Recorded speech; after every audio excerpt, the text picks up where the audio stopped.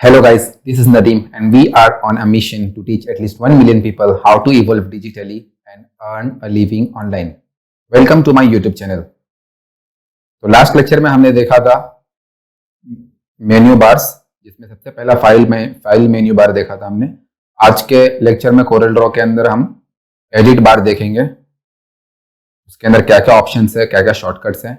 तो without any further ado चलिए शुरू करते हैं।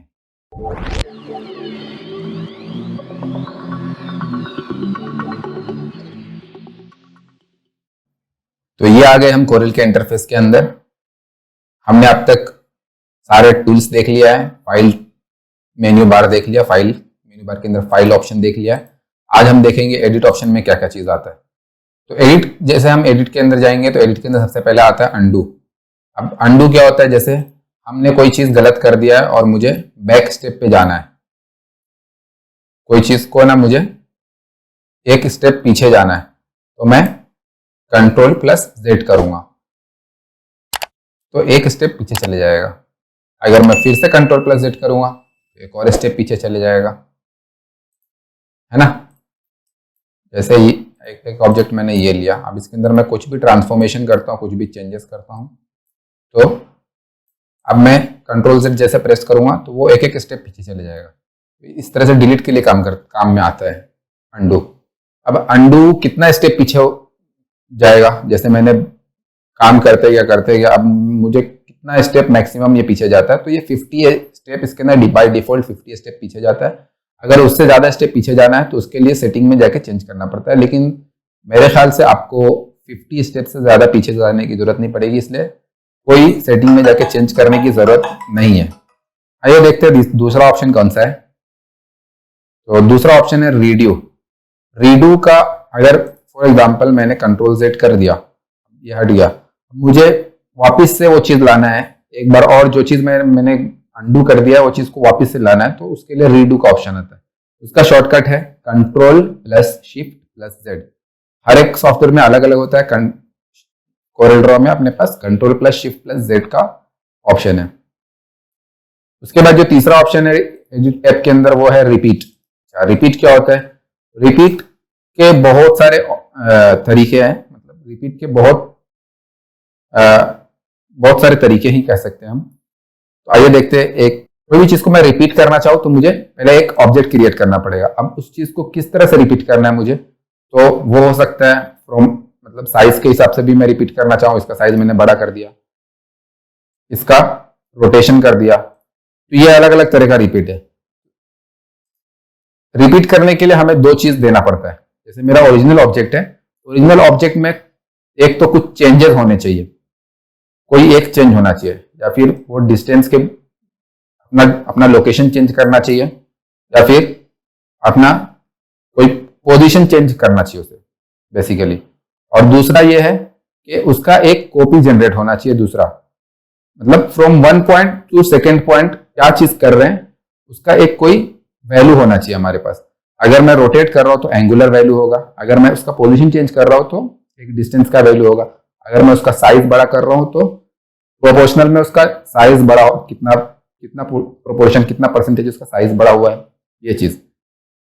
तो जैसे मैंने ये ओरिजिनल ऑब्जेक्ट बनाया था और उसके बगल में इसको मैंने यहाँ पे एक और ऑब्जेक्ट बना दिया है। ये कैसे मैंने बनाया, इसी ऑब्जेक्ट को लेके हम इसका कॉपी किस तरह से जनरेट करेंगे। एक तो ये है कि Ctrl+C से कॉपी जनरेट कर सकते हैं, एक डुप्लीकेट का भी ऑप्शन है कोरल ड्रॉ में, Ctrl+D से हम डुप्लीकेट कर सकते हैं। जैसे Ctrl+D प्रेस करूंगा मैं तो डुप्लीकेट हो जाएगा। लेकिन सबसे बेहतर तरीका यह है, अगर किसी चीज का मुझे कॉपी जनरेट करना है तो मैं उस चीज को पिक करूंगा। मुझे कहाँ पे कॉपी जनरेट करना है, यहाँ पे अगर मैं इस पोर्शन पे अगर मैं कंट्रोल के साथ प्रेस करूंगा, कंट्रोल के साथ यूज करूंगा तो ये कंट्रोल में रहेगा, जैसे आप देख सकते हैं।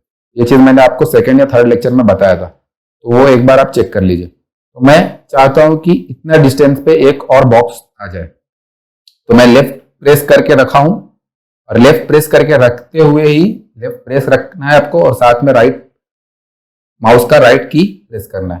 जैसे मैं प्रेस करूंगा तो यहाँ पे एक और बॉक्स आ जाएगा।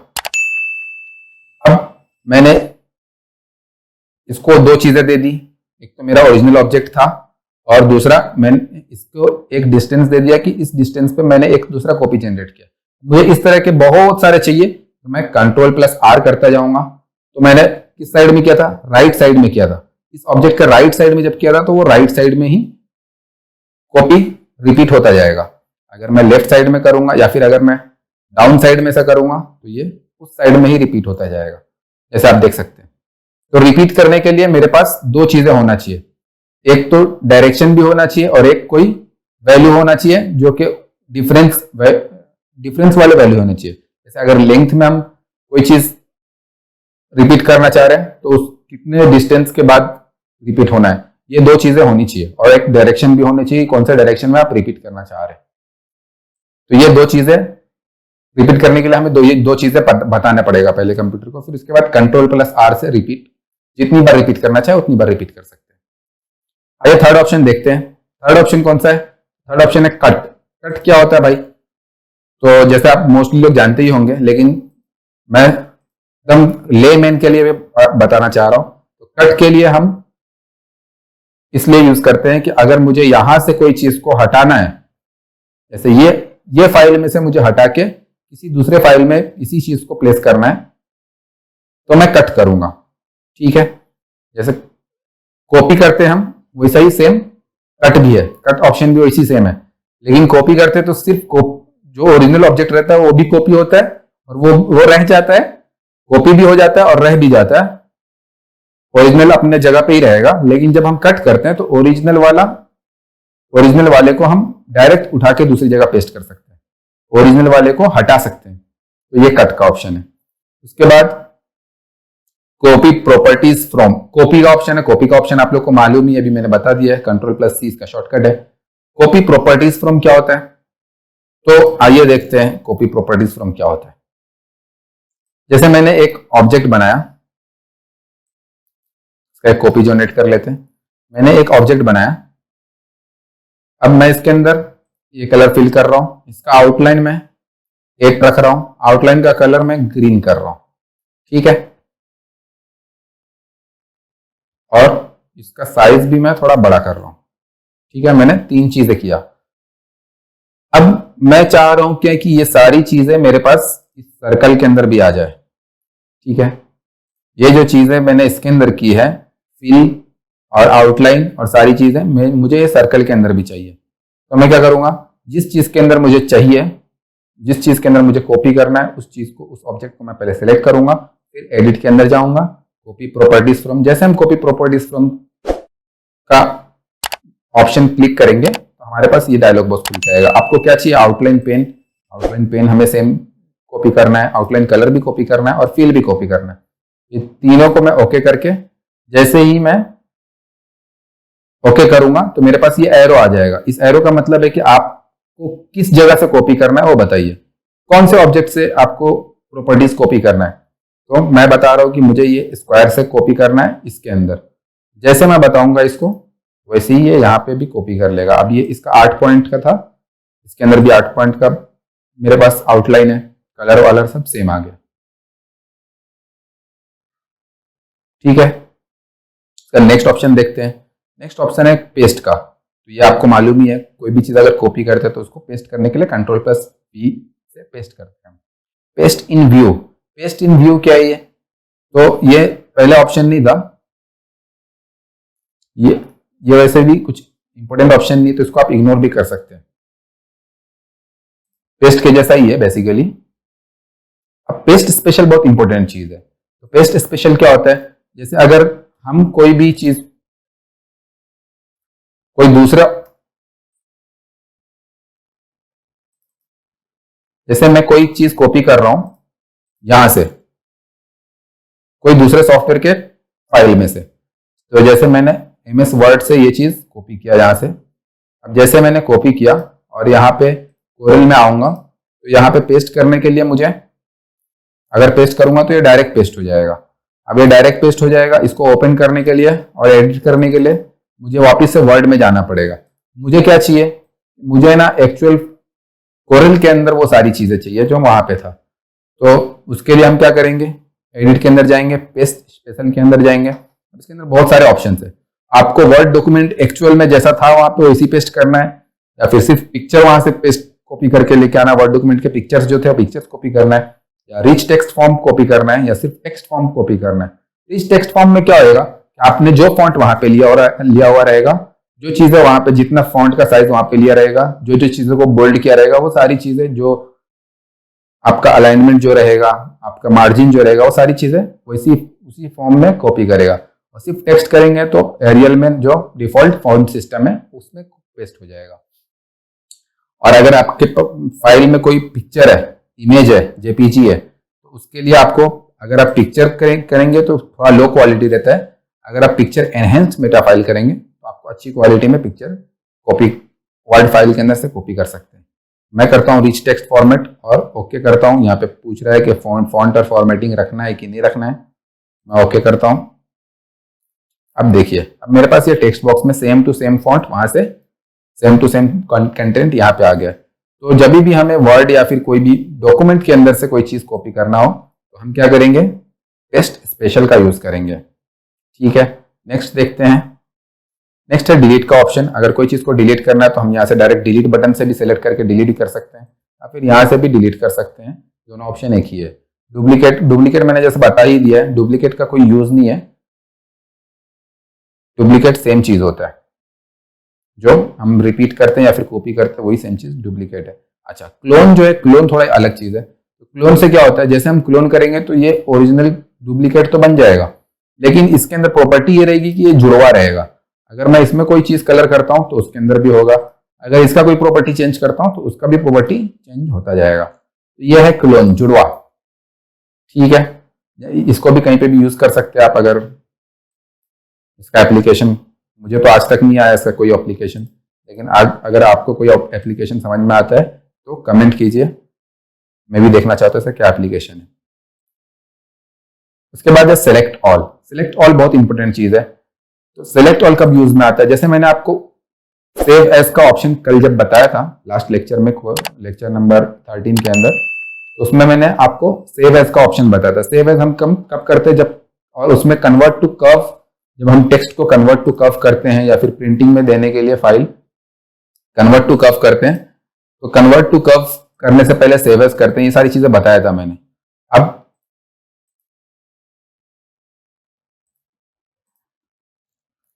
जब हमारे पास कम टेक्स्ट रहेगा तो हम कन्वर्ट टू कर्व कैसे भी कर देंगे, है ना।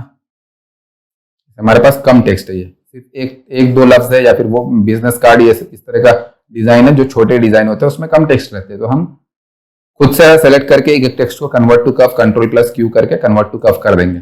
लेकिन फॉर एग्जांपल मेरे पास पूरा एक नॉवेल है, या मेरे पास है ना बहुत सारे डिजाइन है, इस पेज के ऊपर ऐसा बहुत सारा डिजाइन है, तो अब हर एक उसमें डिजाइन के अंदर बहुत सारे एस्पेक्ट्स रहते हैं, बहुत सारे एलिमेंट्स रहते हैं, जैसे कि शेप्स रहेंगे, फोटोज रहेंगे, अब उसमें टेक्स्ट भी रहेंगे बहुत सारे। मुझे क्या करना है, सिर्फ टेक्स्ट को सिलेक्ट करके कन्वर्ट टू कर्व करना है ना।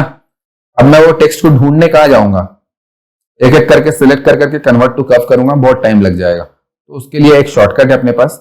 हम यहाँ पे आएंगे सेलेक्ट ऑल, यहाँ से सिर्फ टेक्स्ट को हम सिलेक्ट कर सकते हैं। जैसे मैं टेक्स्ट को वहां से ऑप्शन को सिलेक्ट करूंगा, जितने भी टेक्स्ट रहेंगे इस पेज के ऊपर सारे के सारे सिलेक्ट हो जाएंगे।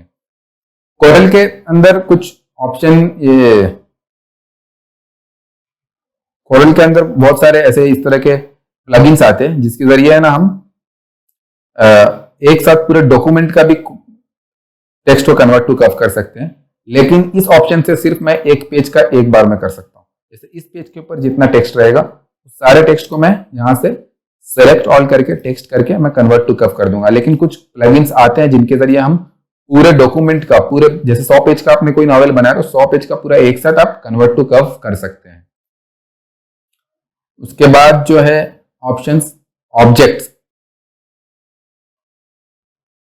ऑब्जेक्ट्स क्या होता है, तो टेक्स्ट के अलावा जितनी भी चीजें होती हैं वो सारी चीजें ऑब्जेक्ट कहलाती है, चाहे वो इमेज हो या फिर कोई भी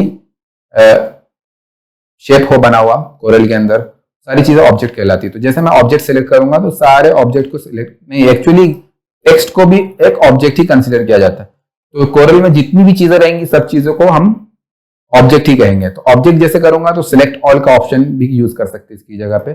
कंट्रोल ए। तो कंट्रोल ए से आप सेलेक्ट ऑल भी कर सकते हैं, लेकिन यहां से सेलेक्ट ऑब्जेक्ट भी कर सकते हैं।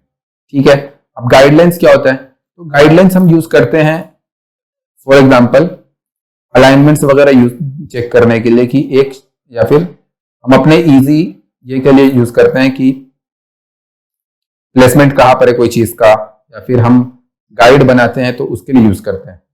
ठीक है, ये कभी भी, ये सिर्फ एक गाइडलाइन है, सिर्फ हमारे गाइड के लिए है, इसका कुछ प्रिंट में ये नहीं आता है, समझ गए? अगर आप प्रिंटिंग कीजिएगा तो ये चीजें प्रिंट में नहीं आएंगे, गाइडलाइन प्रिंट में नहीं आएगा। तो हम खुद के लिए ले सकते हैं यहाँ से, जैसे पिक करना है आपको, हॉरिजॉन्टल लेना है तो ऊपर से यहाँ से, और वर्टिकल लेना है तो यहाँ से आके पिक कर सकते हैं। अब यहाँ पे एडिट के अंदर एक ऑप्शन है कि सिलेक्ट ऑल गाइडलाइंस। तो इससे क्या होगा, मेरे जितने भी गाइडलाइंस रहेंगे वो सारे सिलेक्ट करके मैं एक साथ डिलीट कर सकता हूँ।